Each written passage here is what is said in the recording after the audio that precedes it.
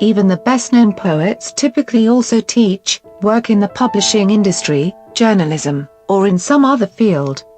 As a result, standard practice for most literary periodicals and AMP magazines is to pay with one or more copies of the publication in which your work appears, rather than cash.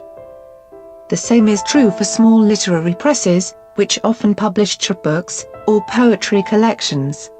Typical payment is a percentage of the press run. If you are lucky, the publisher may also pay a small stipend, or offer a percentage of the profits, in the event your book makes a profit. Many don't. Who could sell some copies of your book at your readings and AMP? Perhaps local bookstores or your website to generate a little cash. Many aspiring poets have a burning desire to publish their poetry to let the world see it because it is their art. A lot of people wonder and question, how can I make it as a poet? Everyone wants to make money in what they do. This is usually a hard case for poets, and we hear a lot that there isn't a big demand in it. Truth is, poetry is on the rise. Many celebrities have been acknowledging poetry, and by this, it is bringing people towards it. If you've been writing poetry for any length of time, you've probably realized that there simply isn't much money to be made in poetry. Poems are published primarily in literary journals and magazines that are affiliated with colleges and universities. Because those publications usually have a small subscriber base and work on a restrictive budget, writers are paid very little for their individual poems, if they are paid at all. Also, because big New York publishing houses do not generally publish contemporary poetry, except for those elite poets who are household names. Literary agents generally will not represent poets.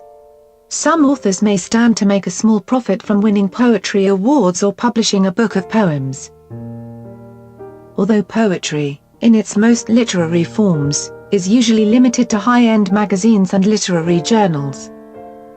Every greeting card you read was written by a real-life human, not some impersonal poetry-generating robot.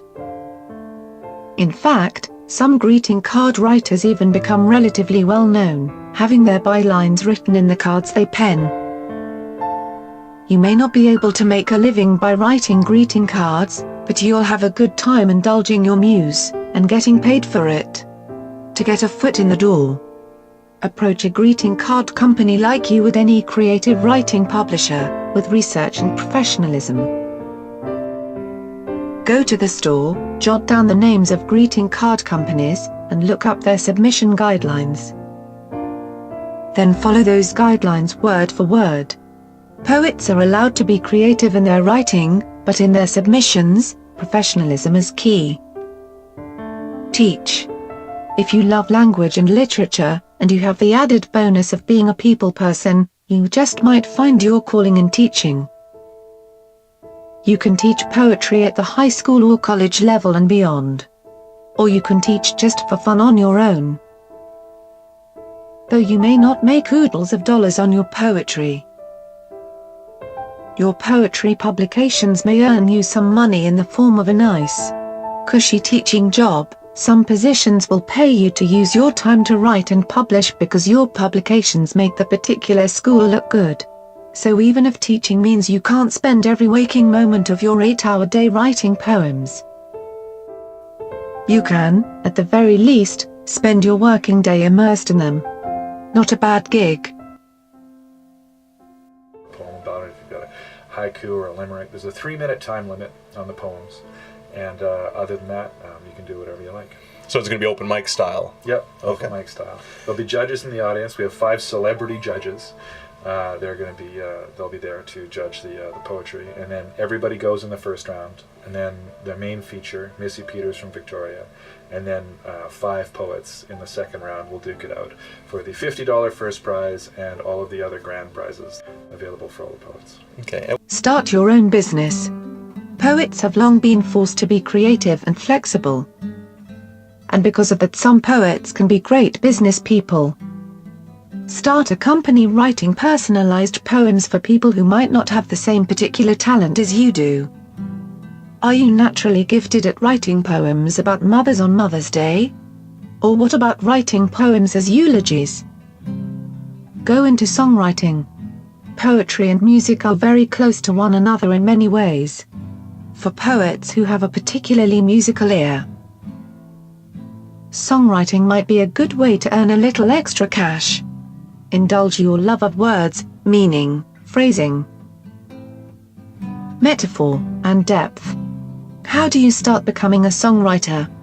It's not the easiest journey. It may help to know how to read and write music as well. But who knows? Write one song that takes off, and you might even go big time. Look for appropriate spin-offs of the poetry publishing biz. Would you want to work for a charity that supports the arts? How about a magazine that focuses on poetry? Those jobs are out there, it's just a matter of being alert, open, and focused on getting them. You may need to build up a killer bio to nail a job related to the poetry business, and Writer's Relief can help with that. But full-time jobs in the poetry business do exist. You'll need to network with local poets, keep garnering publication credits, and be vigilant. Many of the most successful poets these days are poetry professors, so they make their money that way, but a university salary doesn't really count. Sure, there are poets like John Ashbery and Billy Collins who have been incredibly successful, but aside from those two and maybe about 5 others, poets, on the other hand, don't usually make money, sort of a sticking point for most agents. Sure, there are first book prizes that publish poetry collections and dole out prize money of up to $5,000. But once you've published your first book, you can't exactly submit to another first book prize. There are grants and writer-in-residency programs that help poets looking for the time and money to perfect their craft, but you have to be good to get one of those. Really good. Published in dozens of literary magazines across the country. Good. Hey, you never know, maybe you're the reincarnated soul of Emily Dickinson. What makes a poem good? The answer ultimately lies with the reader of the poem, but there is a certain consensus as to what makes a poem good or bad. According to the critic Coleridge, prose is words in their best order, while poetry is the best words in their best order. Poetry demands precision. The novelist can get away with less than precise expression from time to time because the story will pull the reader along. The job of the poet is to create a picture in the mind and an emotion in the heart. Every single word counts. The underlying thought of the poem is also important.